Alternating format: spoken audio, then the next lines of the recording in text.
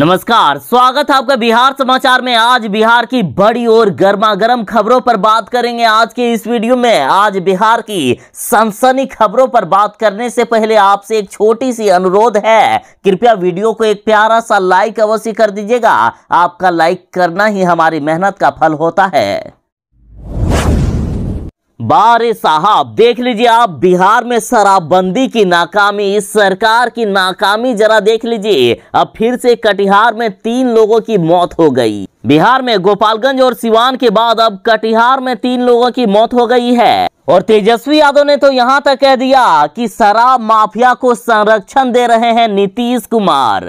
और तेजस्वी यादव ने तो यहां तक कह दिया कि अब तो जदयू और बीजेपी के नेता भी मानने लगे हैं कि सत्ताधारी दल के विधायक और सांसद शराब बिकवाते हैं और इसके बावजूद भी सरकार कार्रवाई नहीं करती है। आगे तेजस्वी यादव बोले कि बिहार में सरकार नहीं सर्कस चल रही है। देखिए, जदयू के एमएलए कह रहे हैं कि जदयू सांसद ही शराब बेचते हैं बिहार में। बीजेपी नेता कहते हैं कि जदयू के माफिया नेताओं को सरकार बचाती है। बीजेपी के प्रदेश अध्यक्ष कहते हैं कि पुलिस के संरक्षण में ही शराब की तस्करी होती है। आगे तेजस्वी यादव बोले कि बिहार में प्रशासनिक अराजकता फैल चुकी है, शिक्षा और स्वास्थ्य व्यवस्था चौपट है, विधि व्यवस्था ध्वस्त हो चुकी है, थाना ब्लॉक में बिना रिश्वत के कोई काम नहीं होता है, बिहार में भ्रष्टाचार चरम पर है, छात्र, शिक्षक, किसान, मजदूर, युवा, बेरोजगार, संविदा कर्मी सब लोग इस सरकार से परेशान हो चुके हैं। जनता त्राहिमाम कर रही है, पर नीतीश कुमार जी को इससे कोई फर्क नहीं पड़ता है। उन्हें बस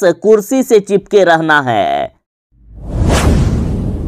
बिहार में बीजेपी और मुख्यमंत्री नीतीश कुमार के बीच लगातार टेंशन बढ़ता ही जा रहा है। मुख्यमंत्री नीतीश कुमार जी की कुर्सी अब खतरे में पड़ गई है। कहा जा रहा है कि बीजेपी अब मुख्यमंत्री नीतीश कुमार जी को फंसाने पर जुड़ गए हैं, ताकि गुस्से में मुख्यमंत्री जी कुछ ऐसा काम कर दे कि बीजेपी वाले आसानी से इनसे मुख्यमंत्री का पद वापस ले सके। और इतना ही नहीं, अब बीजेपी ने यहां तक कह दिया कि नीतीश के राज में विधायक हिजड़ा हो गए हैं। देखिए, होली मिलन समारोह के मौके पर बीजेपी के प्रदेश अध्यक्ष संजय जायसवाल जैसे बड़े बड़े नेता शामिल थे। और इस मौके पर बीजेपी विधायक विनय बिहारी ने अपने अंदाज में कहा है कि पद पंछी और क्षेत्र पिंजड़ा हो गईल और नीतीश के राज में विधायक लोग हिजड़ा हो गईल। बोलिए सारा रा रा रा। बिहार के वैसे गरीब जिनके पास अपना घर नहीं है और झुग्गी झोपड़ियों में रहते हैं, या जिन्होंने सरकारी जमीन पर अपना घर या दुकान बनाया है, तो उनके लिए बड़ी खबर है। देखिए, बिहार में अब सरकारी जमीन से हटेगा अतिक्रमण। अब सभी जिलों में अप्रैल से अभियान चलाया जाएगा। 1 अप्रैल के बाद यदि किसी ने सरकारी जमीन पर घर बना लिया है तो उनके घर पर बुलडोजर चलाया जाएगा और जहां भी अतिक्रमण जैसी हालात रहेगी, चाहे फुटपाथ में गरीब ही क्यों ना रहते हो, अब सभी को हटाने का काम किया जाएगा। तो अब बिहार के गरीब कहां जाएंगे? तो देखिए, सरकार ने इसका भी इंतजाम कर लिया है। बिहार में शहरी गरीबों के पास जल्द ही उनका आशियाना होगा। मुख्यमंत्री नीतीश कुमार जी ने आदेश दे दिया है कि शहरी क्षेत्रों में अब सरकार घर बनाकर लोगों को रहने के लिए फ्री में देगी। अब बिहार सरकार शहरी गरीबों के लिए जल्द से जल्द बहुमंजिला इमारत बनाकर उसमें रहने के लिए देगी। सरकार ने लगभग सारी तैयारियां पूरी कर ली है। बिहार के ग्रामीण विकास मंत्री श्रवण कुमार जी ने बड़ा ऐलान कर दिया है कि लोहिया स्वच्छता मिशन पार्ट 2 के तहत अब बिहार में शौचालय बनेंगे और लाभुकों को दिया जाएगा 12,000 रुपए शौचालय बनाने के लिए। जिन लोगों के घरों में शौचालय नहीं बना है, तो सरकार उनके घर में शौचालय बनाने के लिए 12,000 रुपए दे रही है।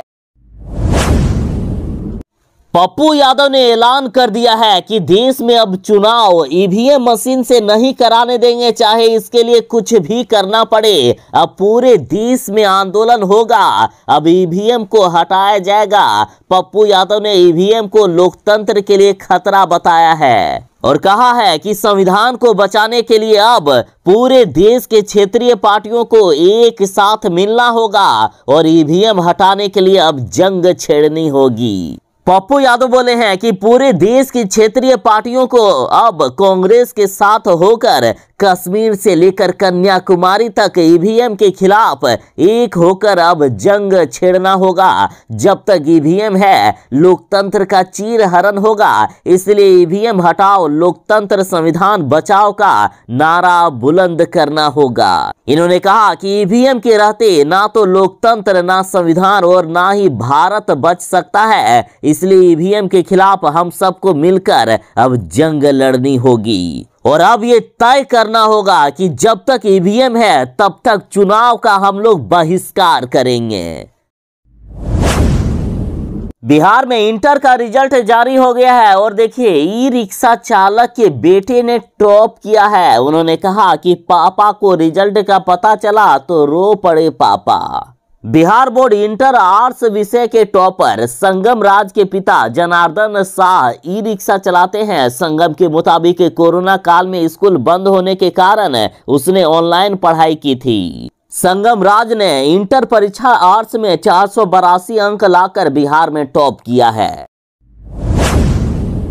बिहार बोर्ड के इंटर के रिजल्ट में इस बार बेटियों ने कमाल कर दिया है। जहां बिहार में लड़कियां 82.39% पास हुई है तो वहीं लड़के मात्र 78.04% पास हुए हैं। तो वहीं टॉपर्स की बात करें तो टॉपर्स में लड़कों ने कमाल कर दिया है। कॉमर्स के टॉपर की बात करें तो देखिए कॉमर्स में अंकित कुमार गुप्ता ने 94.6% लाकर टॉप किया है। तो वहीं आर्ट्स के विषय में संगम राज ने 96.4% लाकर टॉप किया। तो वहीं साइंस की बात करें तो देखिए साइंस में सौरभ कुमार ने 94.4% लाकर टॉप किया है। और ओवरऑल टॉपर्स की बात करें तो देखिए ओवरऑल टॉपर्स में संगम राज जो कि आर्ट्स विषय में इन्होंने टॉप किया है और इनके पिता ई रिक्शा चलाते हैं। अब बिहार में मुख्यमंत्री नीतीश कुमार और बीजेपी के रिश्तों में दरार पड़ गया है। अब बीजेपी वाले चाहते हैं कि वे लोग अपना मुख्यमंत्री बिहार में बनाए। बिहार में मुख्यमंत्री नीतीश कुमार को सीएम पद से हटाने की तैयारी चल रही है और बेचारे मुख्यमंत्री नीतीश कुमार जी के पास कोई दूसरा विकल्प भी नहीं है, क्योंकि यदि वे राजद के साथ जाते हैं तो वहां मुख्यमंत्री तेजस्वी यादव को बनाना पड़ेगा। और इधर कांग्रेस ने कह दिया कि बीजेपी पार्टी ने 4 राज्यों में जिस तरह से सफलता पाई है और उसके बाद मुख्यमंत्री नीतीश कुमार जी के ऊपर ये लोग प्रेशर की राजनीति कर रहे हैं ताकि माननीय मुख्यमंत्री कुछ ना कुछ गलती करे और बीजेपी वाले इन्हें कुर्सी से हटा सके। कहा गया कि बीजेपी वाले नीतीश कुमार के लिए बार बार परेशानी खड़े कर रहे हैं और उनकी ये रणनीति है कि नीतीश कुमार के खिलाफ लगातार बयानबाजी की जाए जिससे वह बीजेपी के लिए कुर्सी छोड़ दे। द कश्मीर फाइल्स ये एक फिल्म नहीं बल्कि एक सच्चाई है जिसमें कश्मीर की सच्चाई बताई गई है और बिहार सरकार ने बड़ा फैसला कर लिया है कि द कश्मीर फाइल्स अब बिहार में टैक्स फ्री होगा। और इस फिल्म में इतना दम है कि 20 करोड़ की ही लागत से बनी ये फिल्म अब अक्षय कुमार, आलिया, रणवीर सिंह जैसी बड़ी फिल्मों को भी पीछे छोड़ दे रहे हैं। और आपको भी यदि कश्मीर की सच्चाई जाननी है तो आप द कश्मीर फाइल्स को देख सकते हैं। लालू तेजस्वी की पार्टी राजद ने नीतीश सरकार का एक और बड़ा पर्दाफाश किया है। देखिए नीतीश सरकार के बाहर की जमीनी हकीकत जरा देख लीजिए। आरा में एक बच्चा पानी में गिर गया, परिजन सरकारी अस्पताल ले गए तो सभी नदारद मिले, मतलब सभी छुट्टी में हैं, मूलभूत सुविधाएं भी नहीं है। डॉक्टर निजी प्रैक्टिस चमकाते हैं और अस्पताल आगे रेफर करके अपना काम चलाते हैं। जरा आप ये वीडियो देखिए। देखिए ये लड़का का पानी में गिर गया है, हम लोग लेकर आए हैं सरकारी हॉस्पिटल में। फिर यहाँ पर कोई ट्रीटमेंट नहीं हो रहा है। यहाँ पर ना जब लेकर आते हैं एक्सीडेंट होता है चाहे कुछ भी होता है ना, कोनो डॉक्टर यहाँ के नहीं करता है, फट से आरा रेफर कर देता है। देखिए ये लड़का है, 3 साल का लड़का है, ये देख लीजिए, देख लीजिए, ये सरकारी हॉस्पिटल का सब स्टाफ है। देखिए मुख्यमंत्री नीतीश कुमार जी ने विधानसभा अध्यक्ष की भरे सदन में घोर बेइज्जती कर दी थी। मुख्यमंत्री नीतीश कुमार जी ने कह दिया था कि आप कौन होते हैं। मुख्यमंत्री जी ने भरे सदन में विधानसभा अध्यक्ष को ही धमका दिया था और अब मुख्यमंत्री जी और विधानसभा अध्यक्ष के बीच सुलह हो गई है। तो देखिए इस पर विपक्ष ने क्या कहा कि जिस तरह से मुख्यमंत्री नीतीश कुमार जी ने विधानसभा अध्यक्ष को अपमानित किया, उससे सदन की गरिमा गिरी है। मुख्यमंत्री को माफी मांगना चाहिए और पूरे सदन पर चर्चा होनी चाहिए। सरेआम सदन में आसन का अपमान किया गया और रात के अंधेरे में आखिर कौन सी सुलह हो गई। सिर्फ सदन का टाइम बर्बाद किया गया और इससे तो यही समझा जाएगा कि भाजपा और जदयू के बीच मैच फिक्स था। चिराग पासवान ने ऐलान कर दिया है कि मुख्यमंत्री नीतीश कुमार कुर्सी के बिना नहीं रह सकते। भले ही उनके आधे विधायक हार जाए, लेकिन उनमें कुर्सी का लालच नहीं जाने वाला है। चिराग पासवान ने कहा कि मुख्यमंत्री नीतीश कुमार कुर्सी के लोभी हैं। बीजेपी के साथ जाए तो भी वही मुख्यमंत्री बनते हैं और आरजेडी के साथ जाने पर वे भी मुख्यमंत्री बनना चाहते हैं। मतलब नीतीश कुमार को कुर्सी चाहिए, चाहे किसी भी दल में हो, उनसे इनको कोई मतलब नहीं है। साथ ही चिराग पासवान ने कहा कि 15 सालों में नीतीश कुमार ने बिहार को बर्बाद कर दिया है। उन्होंने कहा कि आखिर बिहार में क्यों नहीं लोगों को रोजगार मिल पा रहा है, जिस वजह से मजबूरन उन्हें अन्य राज्यों में रोजगार के लिए जाना पड़ता है। दूसरे राज्यों में क्यों बिहार के लोगों के साथ मारपीट की जाती है, इसके लिए कोई और नहीं बल्कि मुख्यमंत्री नीतीश कुमार जिम्मेदार है।